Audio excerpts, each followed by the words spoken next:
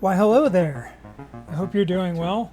It's a kind of gloomy day today here in Portland. Kind of surprising.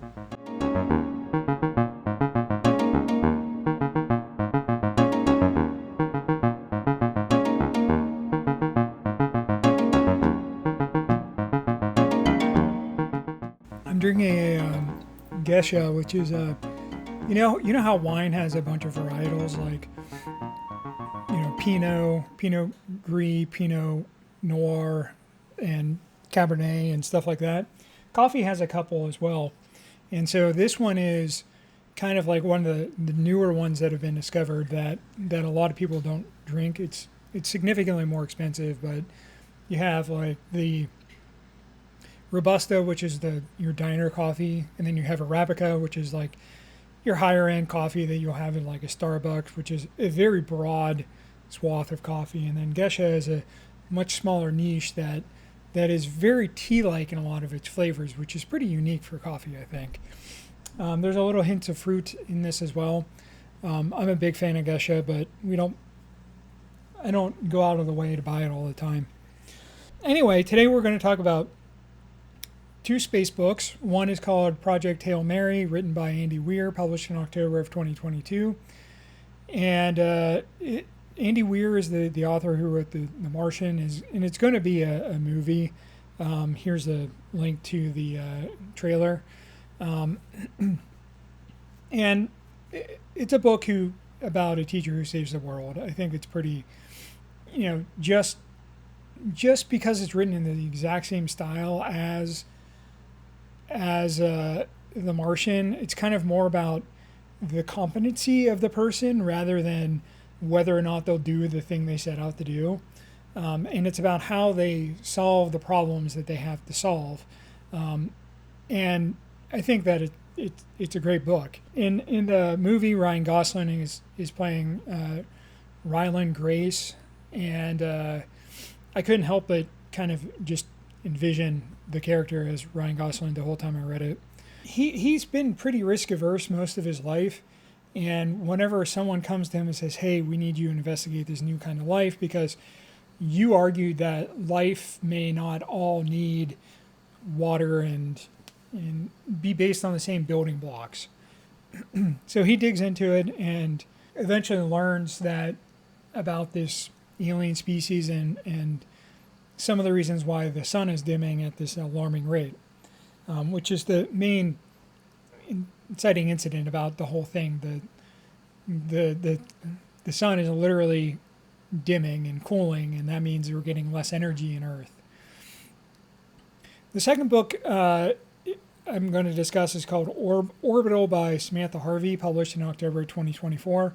In a lot of ways, I would argue that this book is kind of the exact opposite of Project Hail Mary. The characters themselves are something more of set dressing, provide some perspective. They're kind of like a view into a specific world, but there's not a whole lot of characterization about these characters. They don't grow or change significantly through it. There's a little bit of arcs, but mostly they're there to experience things. Primarily the beauty of Earth and highlighting the fragility of Earth, and calling back to things like the pale blue dot and cosmos and things like that. And I would argue these books are about as far as you can get from astronauts and space travel, because Orbital is literally only about orbiting the Earth and orbiting it however many times you do in a full 24-hour period. And that turns out to be 16 orbits. In Project Hail Mary, he has to go to Tau Ceti, which is light years away, and the type of travel they do is limited by what the human body is able to handle.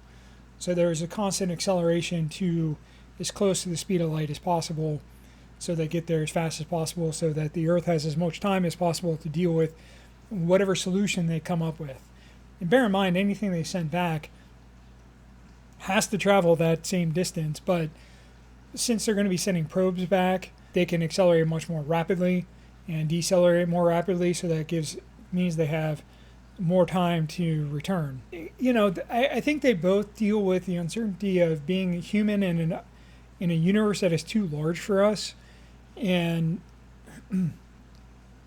because we know this is the only planet that we know that can sustain life right now. We don't know of any other types of life.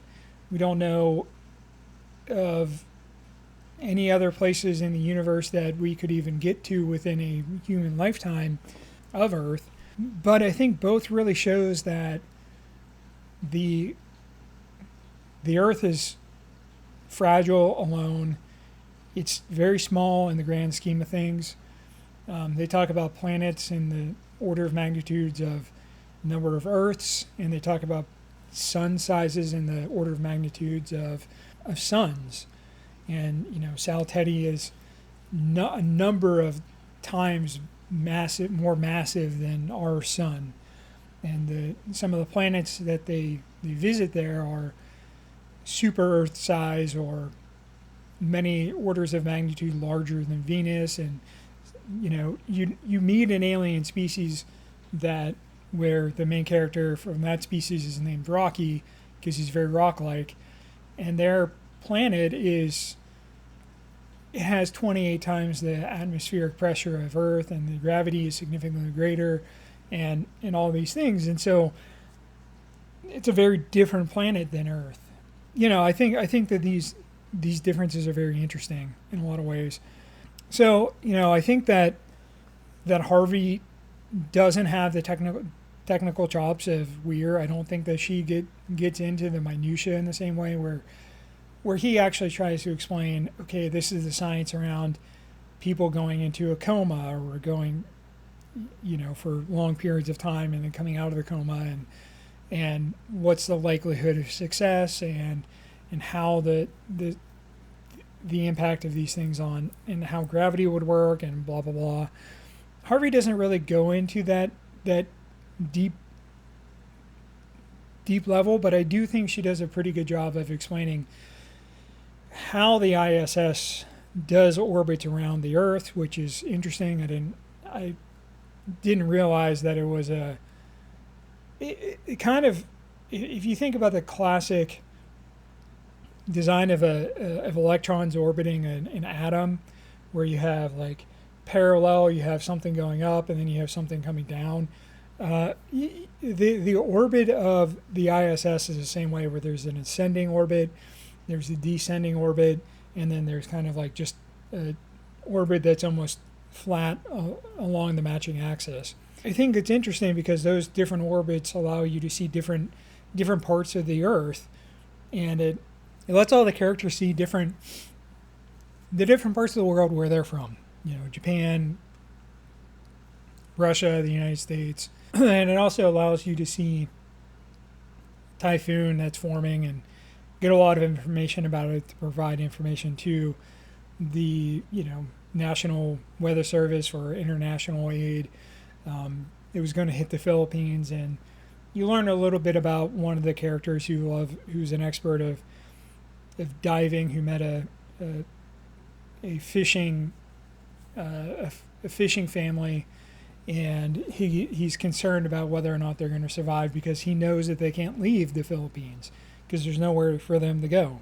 But I do think that one of the things that bothered me about the Harvey book is that she did take something that felt literally ripped from that series, where she goes through and talks about the history of the universe as if it was a year, and it is like verbatim. Like, you can almost, depending on which version you saw, you could almost read it in Carl Sagan's voice or Neil deGrasse Tyson's voice, and it's a little disappointing because it just feels like she stole that instead of going and doing her own thing.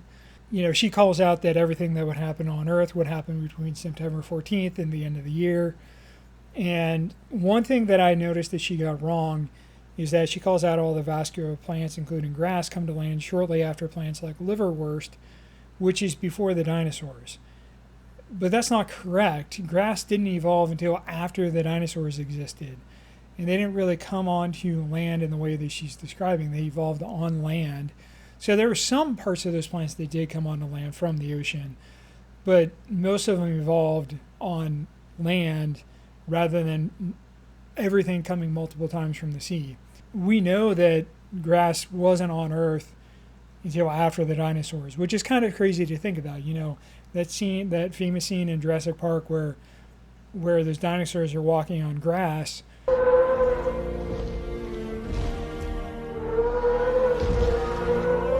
That's a novel plant for them. It's not even clear the dinosaurs would be able to eat it.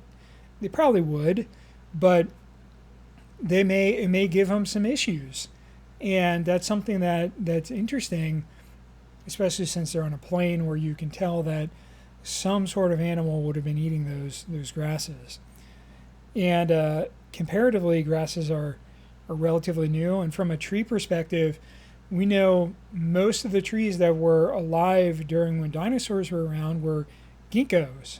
And part of that, we know that, and this was in When the Earth Was Green, written by Riley Black, is because we know that they rebounded very quickly, that they were able to survive something like this, eating them and rebounding very quickly and growing.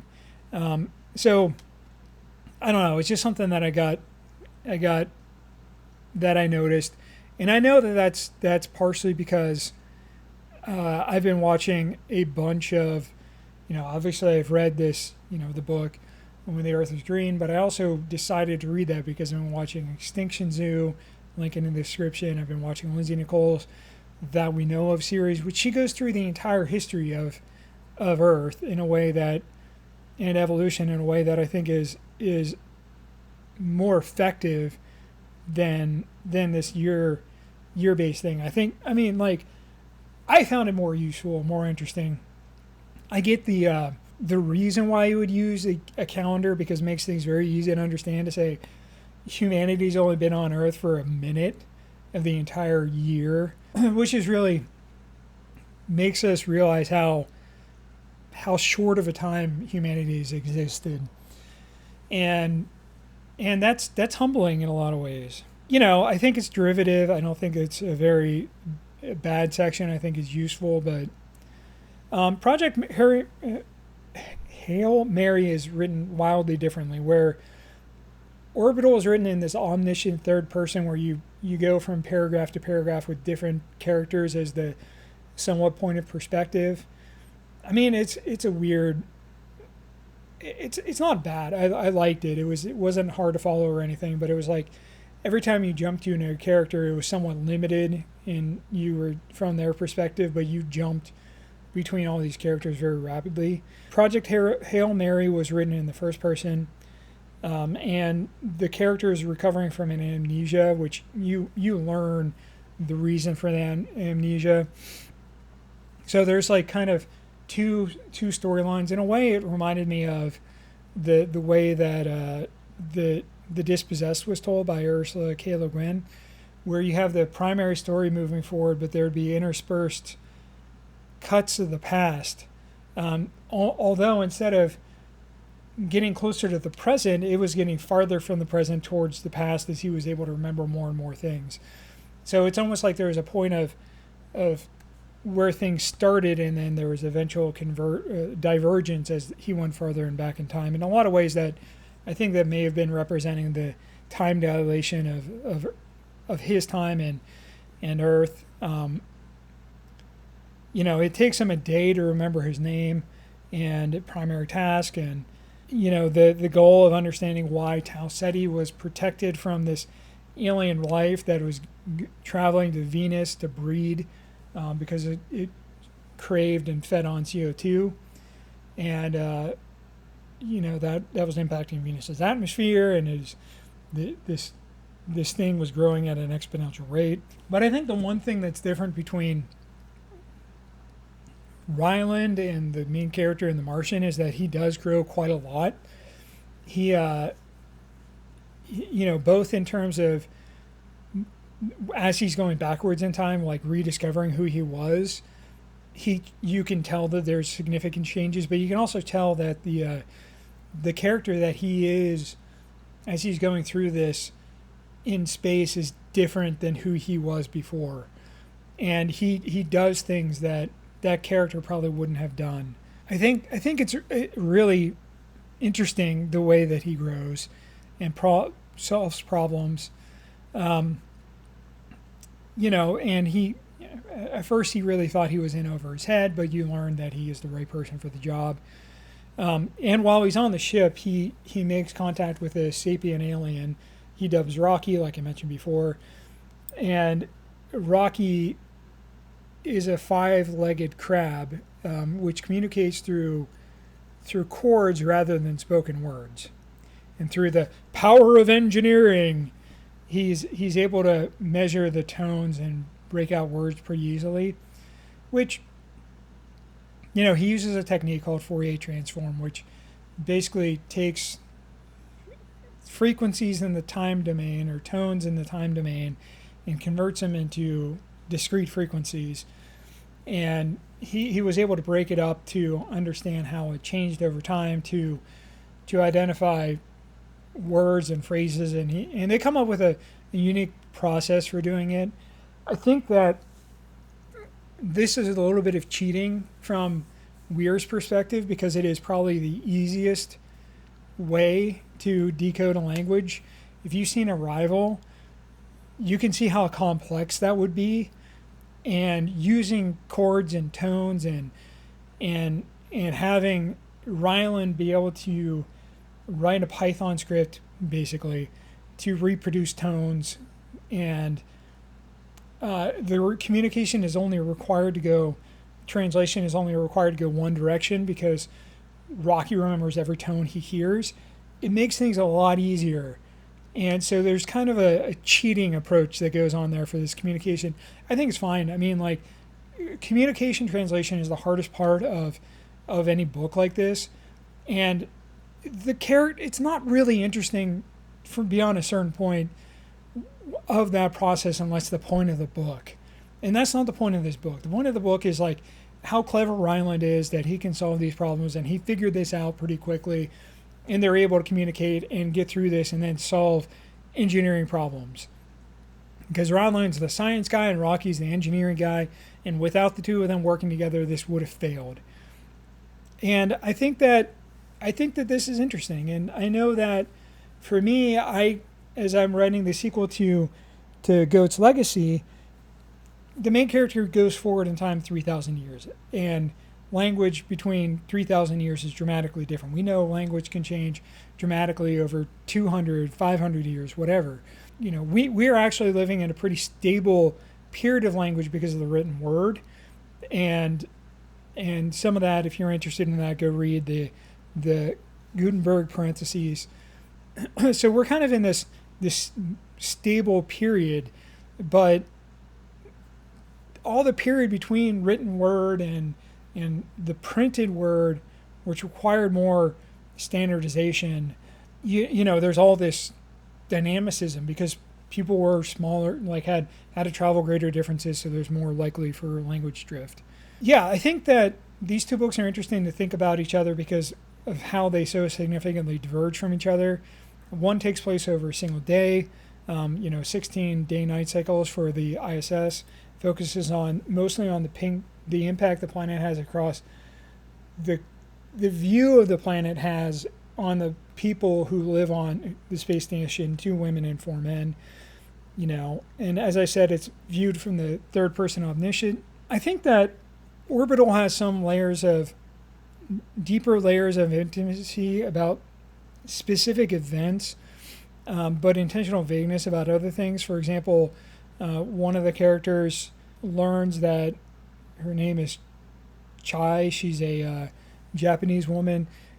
You learn that she's grieving her mother's death, but even that is relatively distant from the true emotionality of it. And it's kind of told in this clinical way at the beginning of the story. And in a lot of ways, you don't even really understand that you're learning about the history of this woman and her death and the impact that it has on the character. But the character itself she herself doesn't really show much emotion and doesn't even cry. And that's a difference with Ryland, where he's mocked by Rocky for leaking water from his face. And overall, I think that the characters are really floaty and and lack a groundedness that Ryland has. And I think that's intentional. I think that aligns with kind of the feeling of disconnection from Earth and that groundedness of Earth, and it'll leave you kind of this floating space. It did make Earth feel really gorgeous, and lots of things about it were very well described. I just don't think that it was an amazing book. It kind of feels like if there's a word bait book like there is for Oscar bait, this might fall into that. I don't think that there was anything exactly groundbreaking here. It was interesting. It was told in an interesting way. There was no real progression, no story. It just was like, hey, here's some things that have happened. But I think that you get much more humanity from both Rocky and Ryland in Project Hail Mary than in Orbital. But I think if you're in a mood for something essentially a study of Earth and the interaction with ISS and planet, definitely pick it up. It's interesting. It's a really quick read, and I think that there's definitely some things to get from it. It's kind of one of those books that you can look at and hit somebody over the head with and say, look, this is why we need to worry about climate change. That typhoon that is described, we know is worse because of climate change. But I think there's more of a visceral reaction. You could get more of a visceral reaction from Project Hail Mary, because you learn about the consequences of these things in longer strokes and all of that. I mean, if you like The Martian, definitely pick up Project Hail Mary.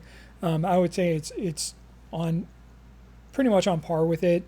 You get what you get from that, and the main push of the story is how is this guy going to do it, not whether he's going to do it. So I think I'm going to leave things there. Thank you so much for watching. I really appreciate your time. If you have any thoughts, comments, if you've read both of these books, I'd really love your opinions down below in the comments. If you didn't like what I thought, feel free to tell me where I'm wrong. Tell me why Orbital is going to stand the test of time in a way that Project Hail Mary won't. I would love to hear that. Tell me what I missed with Orbital. Otherwise, like I said, thank you so much for watching, and I really hope you have a good day.